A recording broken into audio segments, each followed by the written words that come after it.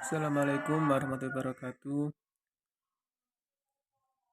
Alhamdulillahirabbil alamin. Wassalamualaikum Muhammadin wa ala sayyidina Muhammad. Alhamdulillahirabbil alamin. Sebelumnya yang terhormat Ibu Lilis Maufirah selaku dosen pembimbing atau pengajar pada mata kuliah keperawatan anak di siang hari ini.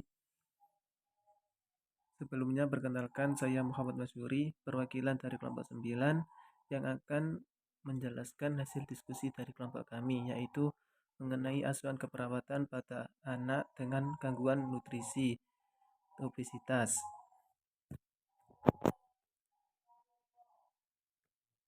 Yang pertama, definisi dari obesitas sendiri yaitu obesitas atau kegemukan merupakan salah satu permasalahan yang sangat merisaukan remaja. Namun, di sisi lain, obesitas juga banyak terjadi di kalangan anak-anak. Obesitas adalah kondisi akumulasi lemak yang abnormal atau berlebihan di jaringan adiposa. Obesitas pada anak merupakan masalah kesehatan karena prevalensi obesitas anak di dunia semakin meningkat. Obesitas atau kegemukan terjadi pada saat badan menjadi gemuk atau obes yang disebabkan penumpukan adipose atau jaringan lemak khusus yang disimpan oleh tubuh secara berlebihan. Etiologi dari obesitas yaitu secara ilmiah, obesitas terjadi akibat mengkonsumsi kalori yang lebih banyak dari yang diperlukan oleh tubuh atau pemasukan makan yang berlebihan ke dalam tubuh. Penyebab terjadinya keseimbangan antara asupan dan pembakaran kalori ini masih belum jelas. Terjadinya obesitas melibatkan beberapa faktor. Yang pertama, masukan energi yang melebihi dari kebutuhan tubuh. Pada bayi yang minum susu botol yang selalu dipaksakan oleh ibunya bahwa setiap kali minum harus habis. Kedua, kebiasaan untuk memberikan minuman atau makanan setiap kali menangis. Faktor yang kedua yaitu faktor psikis. Faktor psikis apa yang ada di dalam pikiran seseorang bisa mempengaruhi kebiasaan makannya. Banyak orang yang memberikan reaksi terhadap emosinya dengan makan.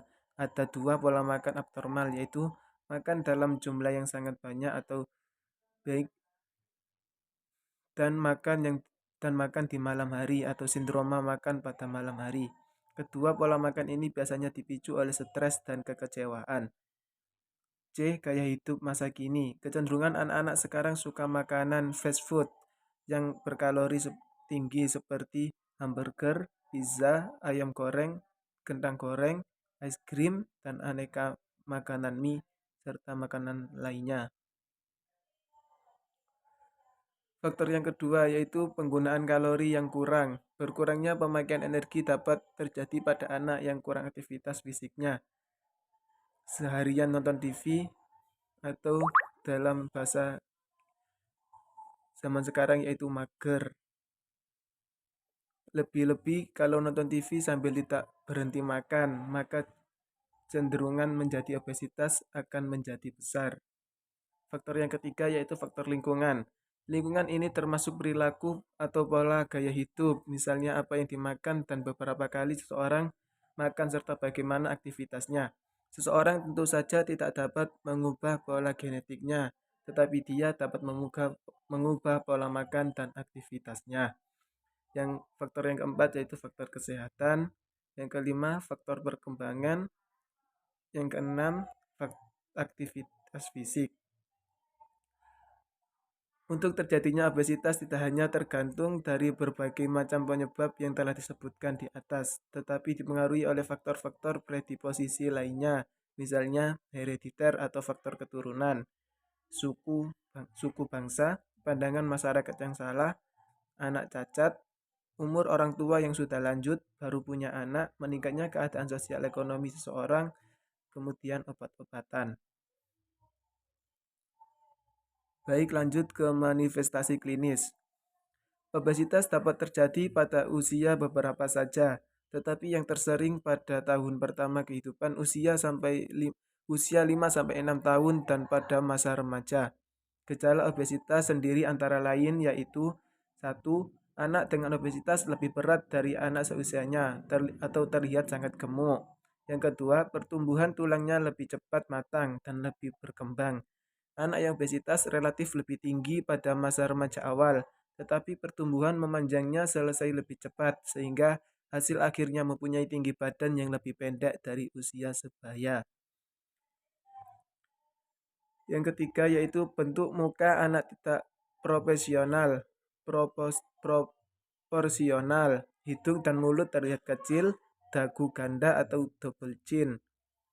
Yang keempat, terdapat timbunan lemak pada daerah payudara adipositas atau buah dada seolah-olah berkembang, yang biasanya terjadi pada anak laki-laki.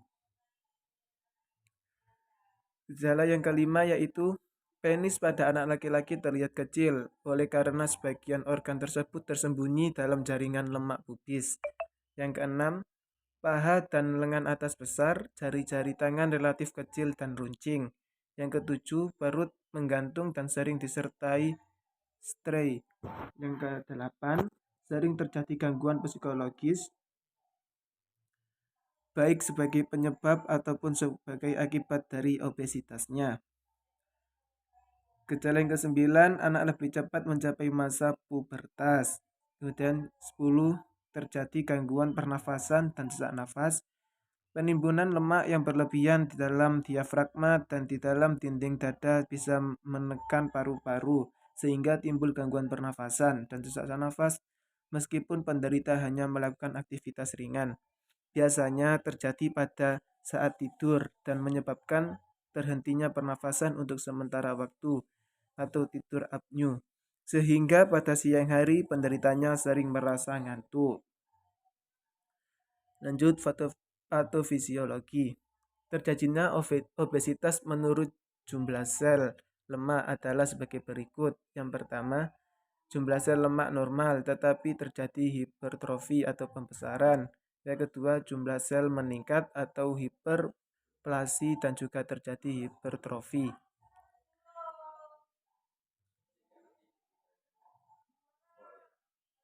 Patofisiologi yang kedua yaitu penambahan dan pembesaran jumlah sel lemak paling cepat pada masa anak-anak dan mencapai puncaknya pada masa meningkat dewasa.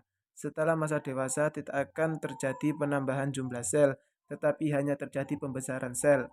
Obesitas yang terjadi pada masa anak selain hiperplasi juga terjadi hipertrofi, sedangkan obesitas yang terjadi setelah masa dewasa pada umumnya hanya terjadi hipertrofi pada sel lemak. Obesitas pada anak terjadi kalau intake kalori berlebihan, terutama pada tahun pertama kehidupan. Rangsangan untuk meningkatkan jumlah sel terus berlanjut sampai dewasa. Setelah itu terjadi pembesaran sel saja, sehingga kalau terjadi penurunan berat badan setelah masa dewasa, bukan karena jumlah sel lemaknya yang berkurang, tetapi besarnya sel yang berkurang. Kemudian ini adalah gambaran pathway dari obesitas. Lanjut, penilaian status gizi. Obesitas atau peningkatan adipositas didefinisikan menggunakan indeks massa tubuh atau IMT, yang merupakan indikator yang sangat baik untuk pengukuran lebih langsung dari lemak tubuh. IMT sama dengan berat badan dalam kilogram per tinggi dalam meter. Organ dewasa dengan IMT kurang lebih 30 memenuhi kriteria untuk obesitas, dan orang-orang dengan IMT 25-30 jatuh di kisaran berlebihan berat badan. Menurut Glickman ND. Menurut WHO, kriteria IMT untuk Asia, indeks massa tubuh sama dengan 23-24,9 termasuk dalam kriteria kelebihan berat badan. Indeks massa tubuh sama dengan 25-29,9 termasuk dalam kriteria obesitas tipe 1 dan IMT kurang lebih dari dan IMT lebih dari 30 termasuk kriteria dalam kriteria obesitas tipe 2. Lancet 2004. Obesitas dan kelebihan berat badan pada anak umur 5-19 tahun. 9 dapat menggunakan indeks massa tubuh menurut umur, berat badan per umur, Anak dikatakan obesitas badan bila IMT per umur lebih plus 2.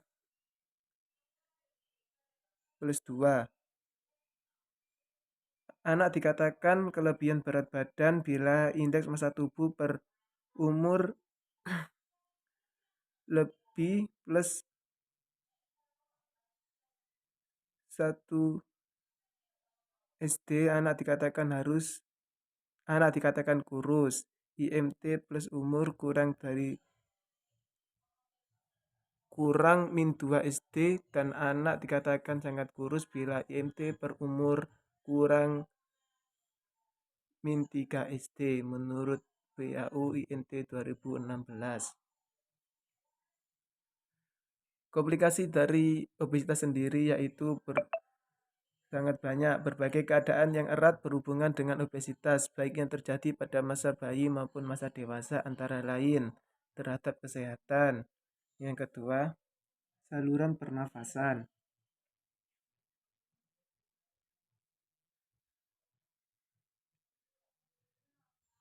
Pada bayi, obesitas merupakan risiko terjadinya infeksi saluran pernafasan bagian bawah karena terbatasnya kapasitas paru-paru.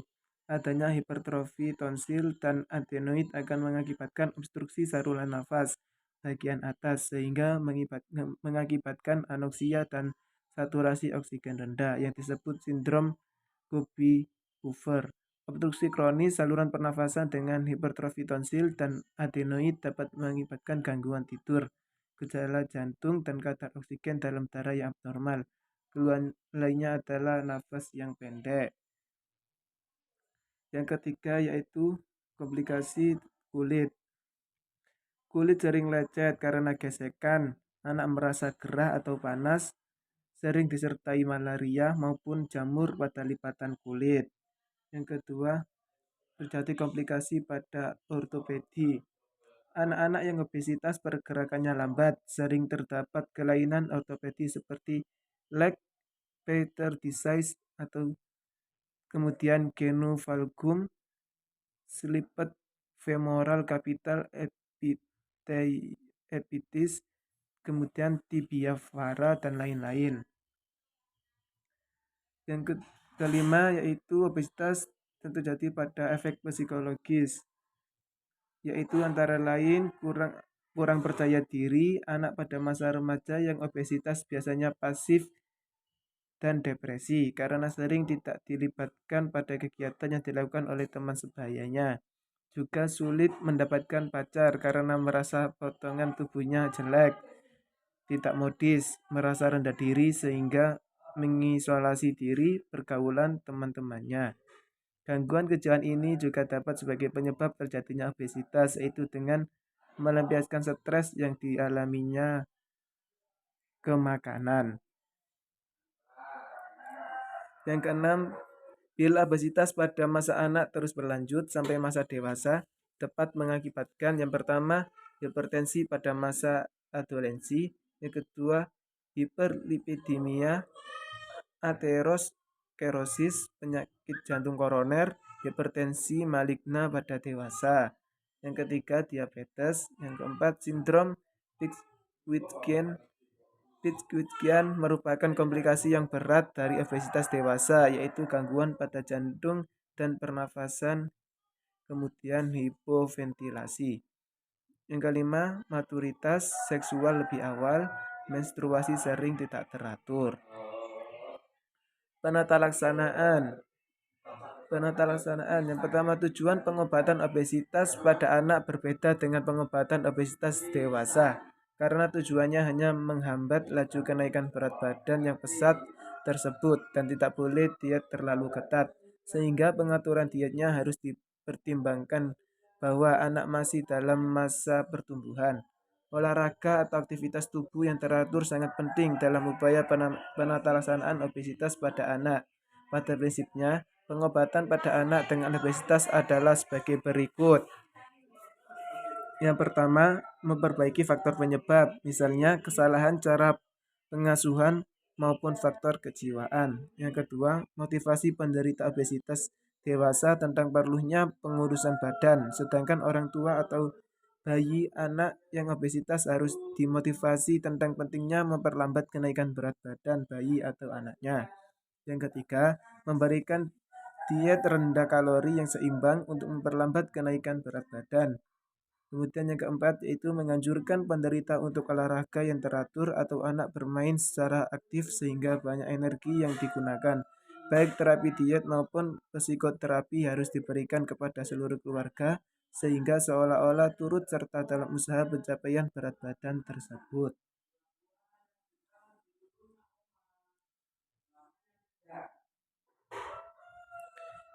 Cara pengaturan dietnya. Yang pertama, bayi diberikan diet sesuai dengan kebutuhan normal untuk pertumbuhan, yaitu 110 kg kalori per kilogram berat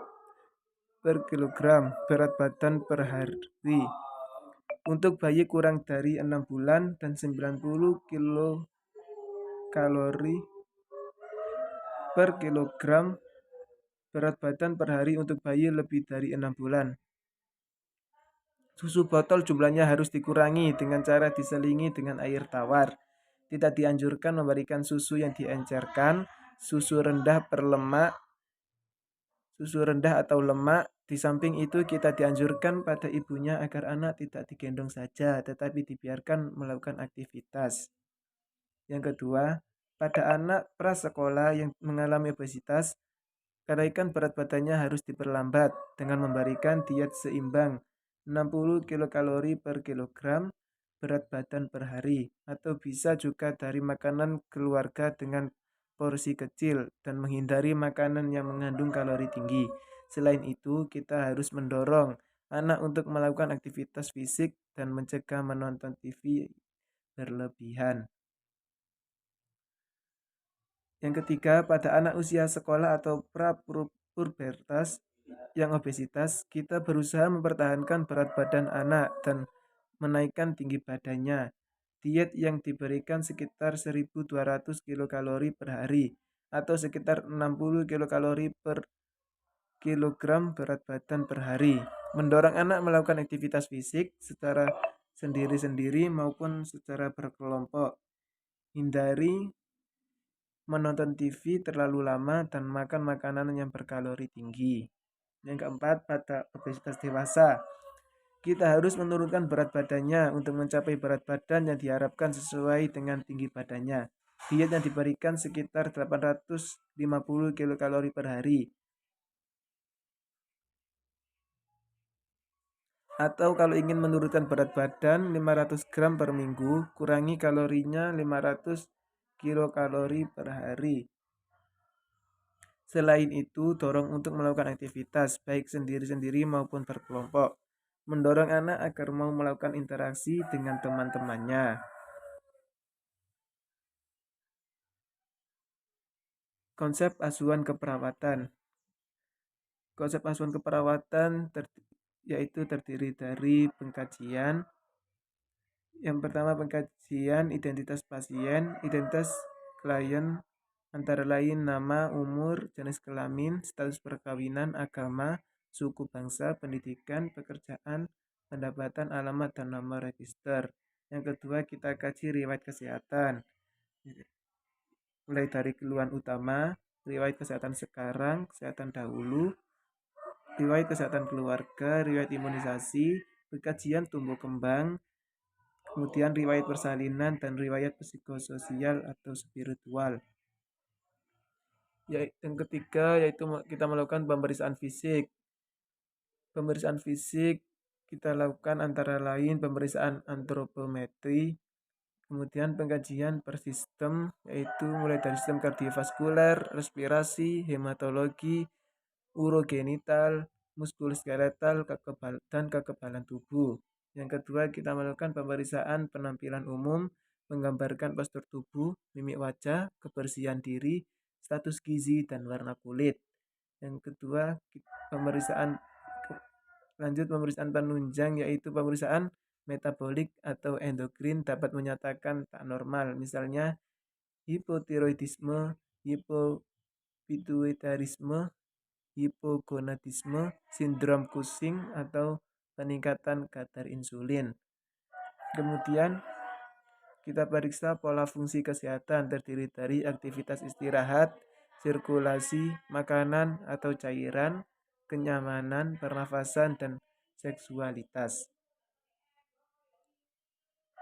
Kemudian kita melakukan analisa data. Yang pertama, kita melakukan data subjektif, yaitu adalah informasi yang diucapkan klien kepada perawat selama pengkajian keperawatan, yaitu komentar yang didengar oleh perawat.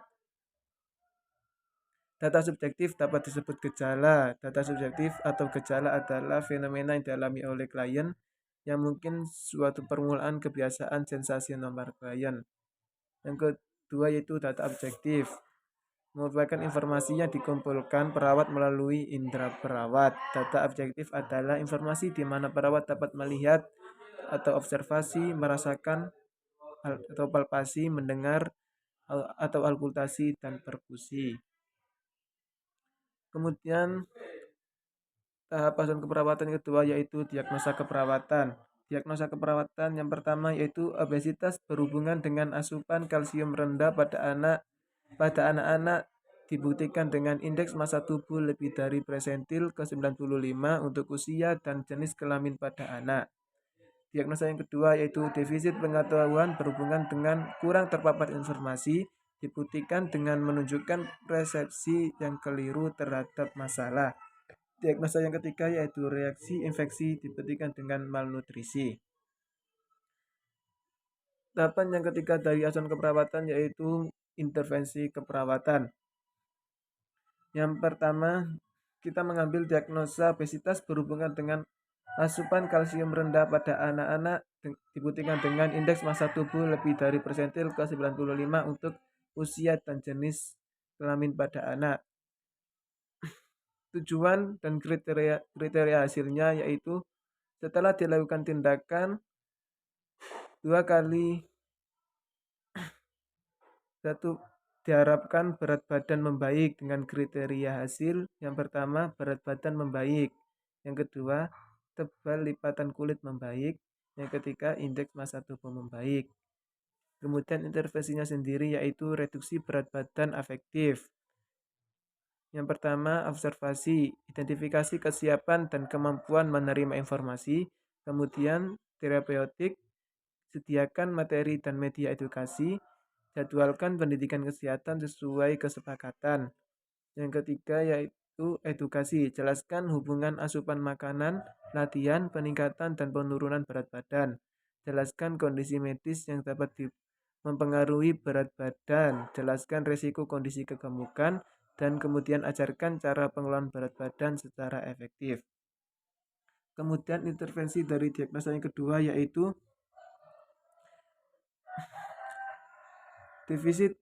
Dengan diagnosa defisit pengetahuan berhubungan dengan kurang terpapar informasi dibuktikan dengan menunjukkan persepsi yang keliru terhadap masalah.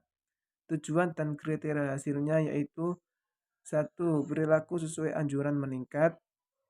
Perilaku sesuai dengan pengetahuan meningkat. Persepsi yang keliru terhadap masalah menurun. Menjalani pemeriksaan yang tidak tepat menurun. Yang kelima yaitu perilaku membaik. Intervensinya sendiri yaitu edukasi kesehatan. Yang pertama, observasi, yaitu identifikasi kesiapan dan kemampuan menerima informasi. Kemudian, tindakan terapeutik, yaitu sediakan materi dan media pendidikan kesehatan. Yang kedua, jadwalkan pendidikan kesehatan sesuai dengan kesepakatan. Yang ketiga, berikan kesepakatan untuk bertanya. Yang terakhir itu edukasi, jelaskan faktor resiko yang dapat mempengaruhi kesehatan. Intervensi dari diagnosa yang ketiga yaitu diagnosa reaksi infeksi dibuktikan dengan malnutrisi. Setelah dilakukan pemeriksaan selama 2 kali 3 jam, diharapkan tingkat infeksi menurun dengan kriteria hasil. 1. Bengkak menurun. Yang kedua, nafsu makan membaik. Intervensinya sendiri yaitu manajemen imunisasi atau vaksinasi. Yang pertama yaitu observasi, identifikasi riwayat kesehatan, identifikasi Kontraindikasi pemberian imunisasi. Yang kemudian tindakan terapeutik, jadwalkan imunisasi pada interval waktu yang tepat. Yang kedua yaitu edukasi, jelaskan tujuan, manfaat, reaksi yang terjadi, jadwal, dan efek samping. Kemudian tahap asuhan keperawatan yang keempat yaitu tindakan implementasi. Implementasi merupakan komponen dari proses keperawatan. Implementasi adalah kategori dari perilaku keperawatan di mana tindakan yang diperlukan untuk mencapai tujuan dan hasil yang diperkirakan dari asuhan keperawatan dilakukan dan diselesaikan. Dalam teori, implementasi dari rencana asuhan keperawatan mengikuti komponen perencanaan dari proses keperawatan. Implementasi keperawatan yaitu serangkaian kegiatan yang dilakukan oleh perawat untuk membantu klien dari masalah status kesehatan yang dihadapi ke status kesehatan yang baik yang menggambarkan kriteria hasil yang diharapkan.